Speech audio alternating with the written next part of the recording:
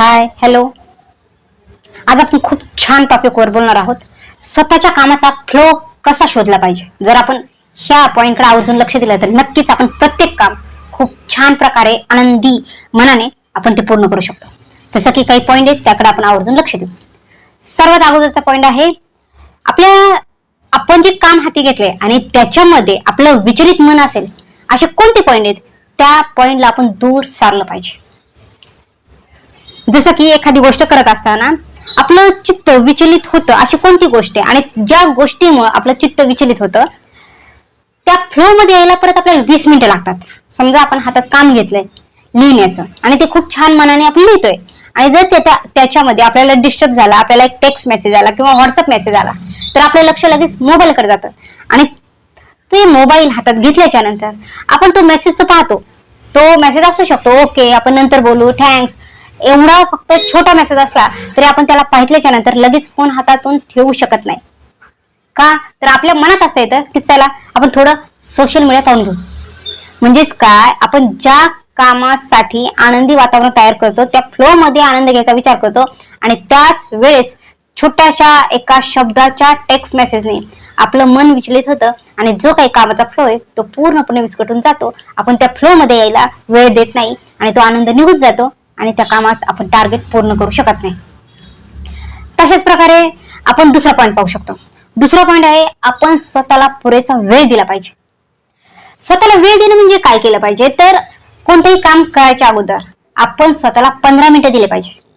त्या 15 मिनिटात स्वतःला स्थिर करून घ्यायचंय त्या कामाचा आपल्याला किती छान फायदा होणार आहे, आपण त्या बेनिफिट मध्ये किती आनंदी राहू शकतो हा आपण विचार करायचा आहे आणि त्याच्यानंतर जे काही काम हाती घेणार आहे ते छान आपण करू शकतो. त्याच्यामुळे काय केलं पाहिजे आपण ते काम सुरू करायच्या अगोदर स्वतःला पुरेसा वेळ नक्कीच दिला पाहिजे. त्याने आपण प्रत्येक काम खूप छान करू शकतो. नंतरचा पॉइंट येतो आपल्याला जे आवडतं ना ते केलंच पाहिजे, ते काम आपण केलं पाहिजे. जसं की आपल्याला आवड असेल गिटार वाजवायची किंवा काही लिखाण काम करायचं तर ह्या गोष्टीसाठी काय करावं लागेल आपल्याला ती आवड आहे, ती आवड जर आहे तर ती जोपासावं लागेल. त्या आवडीला त्या वेळेला आपण खरंच स्वतःला अवेलेबल केलं पाहिजे. म्हणजेच काय केलं पाहिजे आपलं कॅलेंडर घ्यायचंय आणि आपण असं ठरवायचंय ठामपैकी की ह्या काही दिवसात मी स्वतःला शोधणार आहे, स्वतःसाठी वेळ देणार आहे. हा वेळ मी ह्या दिवशी 1.5 तास 2 तास मी माझ्या स्वतःसाठी वेळ देणार आहे असं ठरवायचं आणि नेमकं त्याच टायमाला त्याच वेळेला त्याच दिवशी आपण आपल्या आवडीचं काम नक्कीच केलं पाहिजे. अशाने काय होईल आपली आवड पण जोपासली जाईल आणि आपण खूप छान आपल्या जीवनामध्ये आनंदी राहू शकतो. नंतरचा पॉइंट येतो देह बाळगलं पाहिजे. ते पण एकदम निसंशयपणे देह आपलं टार्गेट एकदम आपण ठाम ठरवलं पाहिजे. जे आपण टार्गेट ठरवलं आहे ते एकदम निश्चित केलं पाहिजे आणि त्याचा कशा प्रकारे प्लॅन करता येईल. जे आपण टार्गेट ठरवले त्याचा प्लॅन कसा करता येईल किंवा त्या प्लॅन मध्ये काय अडचणी येतात का किंवा सुरुवात करताना मला त्याचं खूप भीती वाटते का हे प्रश्न अगोदर स्वतःला आपण नोट करून पाहिला पाहिजे. जर आपण देह खूप छान मनातून जर पकडणार आहोत आपण टार्गेट अचीव करण्यासाठी प्रयत्न करणार आहोत तर नक्कीच आपण आपल्या स्वतःसाठी प्लॅन करून त्या कामाची सुरुवात केली पाहिजे.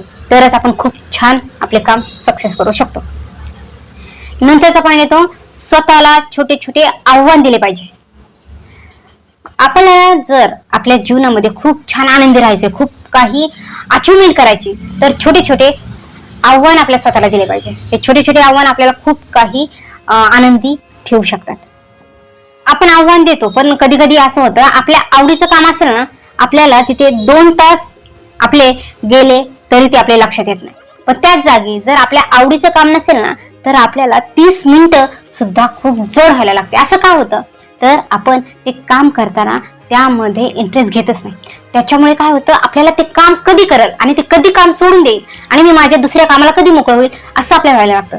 कारण आपण त्या कामामध्ये इन्व्हॉल्व होत नाही. हा सगळ्यात मोठा आपला वीक पॉइंट आहे.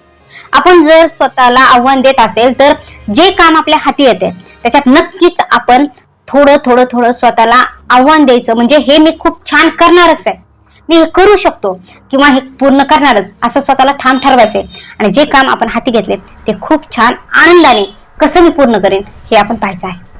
त्यांनी काय होईल ते 30 मिनिटं आपल्याला खूप त्रासदायक वाटणार नाही आणि जो 2 तास आहे खूप आनंदात जातो तसंच एखादं न आवडीचं काम जरी आपण घेतलं तरी ते खूप छान आपण पूर्ण करू शकतो. कारण पहिलं आपण ठाम ठरवायचे आणि नंतर ते काम हाती घ्यायचे. अशाने काय होईल, आपण ते काम खूप छान पूर्ण करू शकतो.